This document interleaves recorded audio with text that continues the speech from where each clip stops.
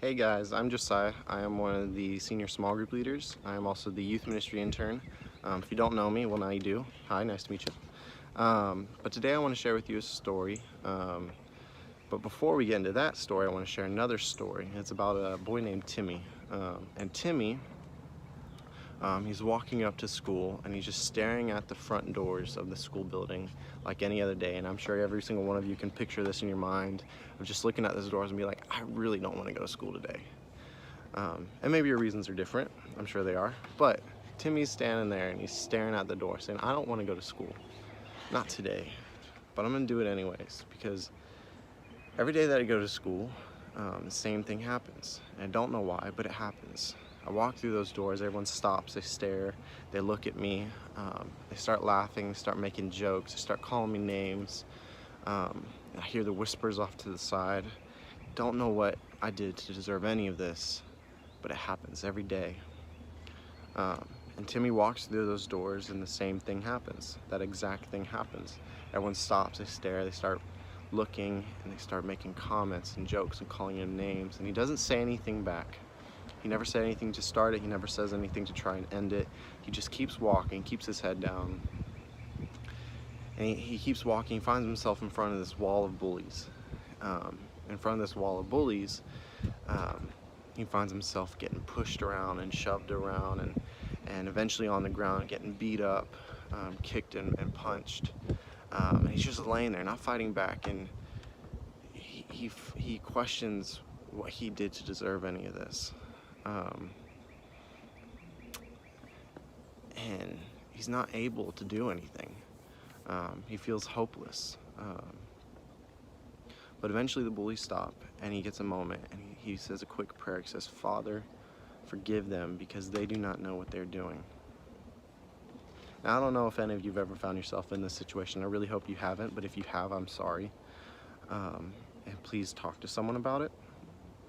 But even if you haven't found yourself in this situation, then maybe you can at least relate in some way or manner from some sort of experience. I know there's been many times in my life in which I can relate to these things, not in a bully context, but just feeling really hopeless and beaten up, and just kind of not sure why any of this is really happening to me.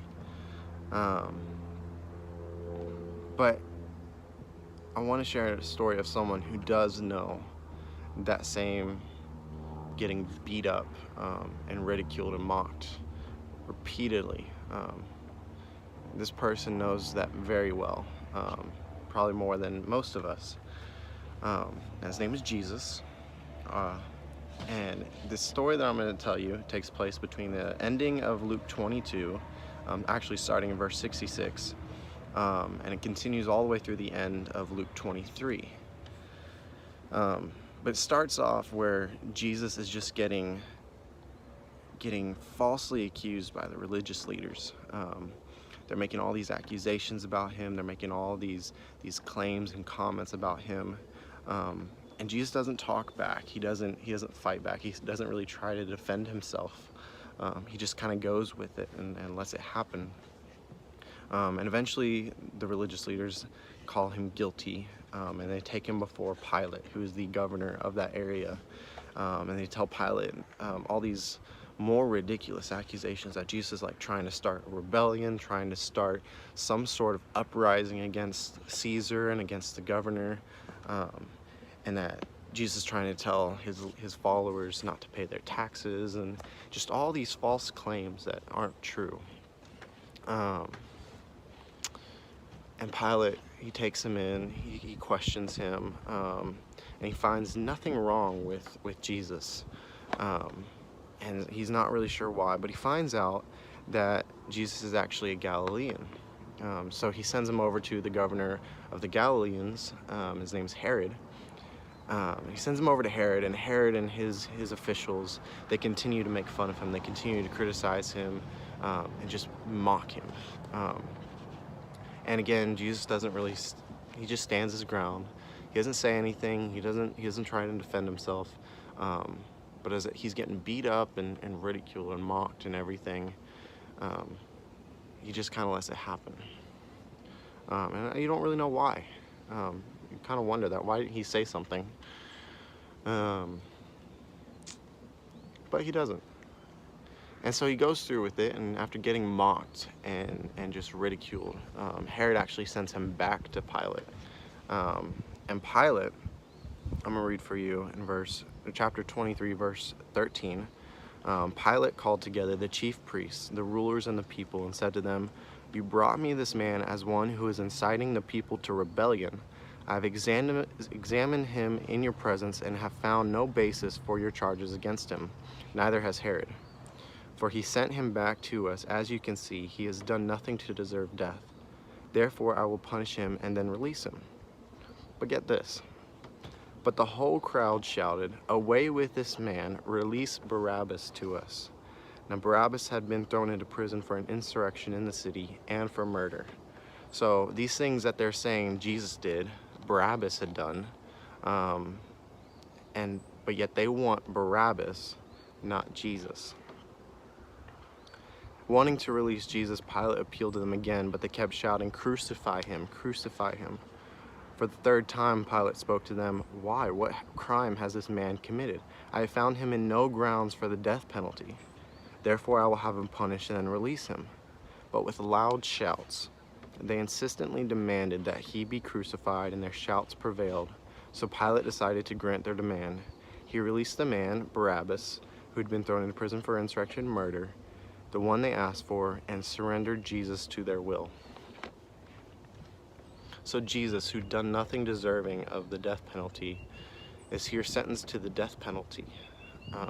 And the man who had done stuff deserving of this punishment is being let go and released. And so Jesus goes along with it. Again, he doesn't defend himself. He doesn't try and say anything. You wonder why. Why didn't he say anything? But he goes along with it. And we find out from the other Gospels, don't know why, but Luke doesn't actually mention this, but Matthew, Mark, and John all say that Jesus was beaten up. He was put over a pole, and he was whipped until his body was bloodied and all broken apart, the skin that was.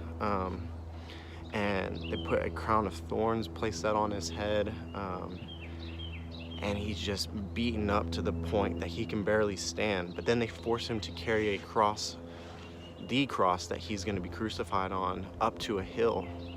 And he's so tired, so exhausted that he can't even get all the way. Eventually, Jesus just falls completely to the ground and he can't get up again. So the guards that are walking with him grab this man from the crowd named Simon, who's from Cyrene. And they grab him and they force him to carry the cross. And I don't even know if any of y'all have ever carried lumber or carried large stacks of just long wood.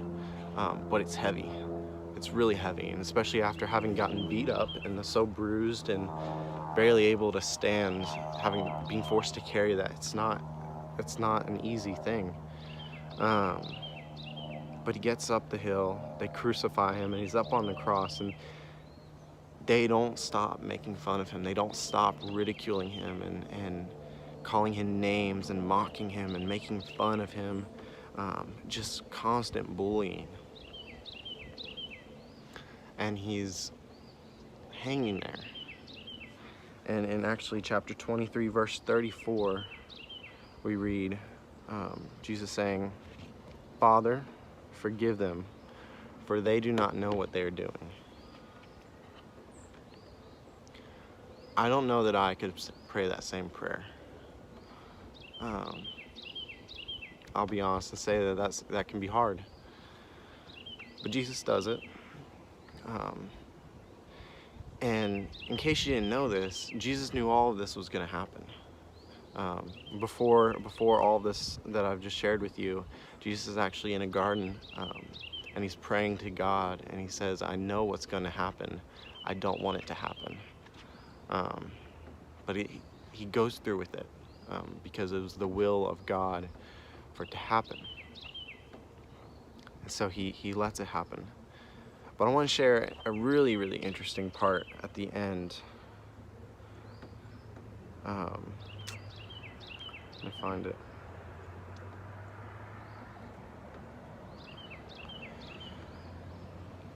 It was now about noon, and darkness came over the whole land until 3 in the afternoon.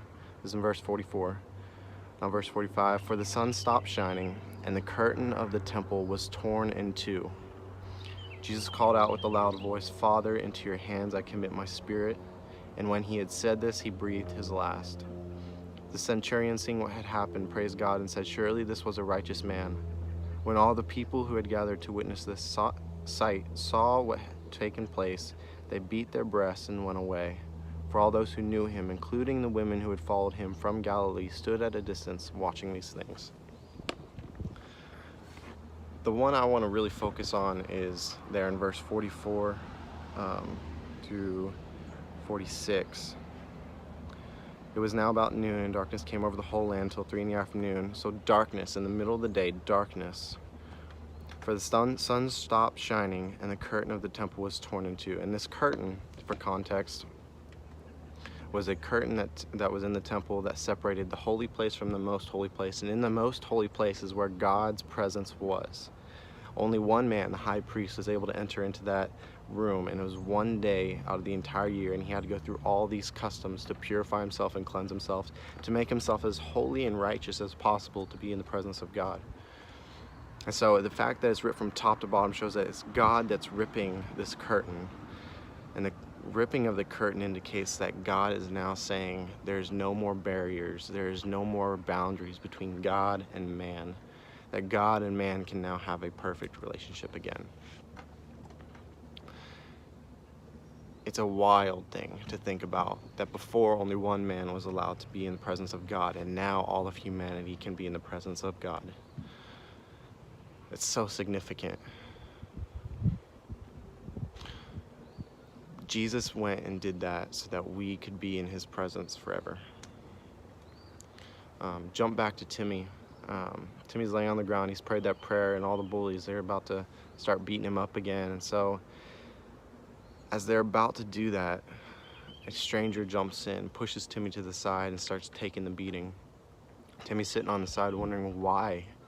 Why would this stranger, whom I don't know, jump in and do this? And he's just laying there. And the stranger tells Timmy, he says, I'm taking this beating so you don't have to. That's what Jesus did on the cross. That's what Jesus did as we're thinking about Easter, Good Friday, and all this stuff. That's what Jesus did. He got on a cross so that we don't have to. All those sins that we've committed, all those things that we've done wrong, those times that we've turned our backs on God, those times that we've abandoned what God had told us to do and ignored him and done our own thing. Jesus stood in our place to take that death penalty, to cleanse us, to purify us, to clean us, so that we could all be in the presence of God. And if you don't think that's amazing, then I don't know what is amazing.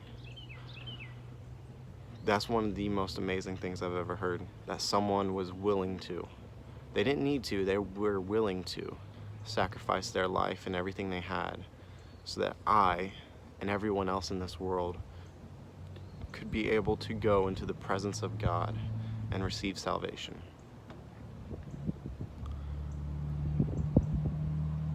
If any of you have any questions about that, if any of you have any comments or would like to know more, please don't hesitate to ask. Please reach out to me, reach out to Pastor Josh, anyone at Compass. Leave a comment here. Whatever it is, reach out to someone. Let's talk. Let's have that conversation. There's nothing scary about it. Just ask the question, whatever your question is. But that being said, don't forget about this story as we jump into Easter weekend, because this is the foundation and where this Easter story starts, about Jesus getting crucified and hanging on the cross, and the veil being torn in two, and Jesus pleading with God to forgive humanity. Thank you.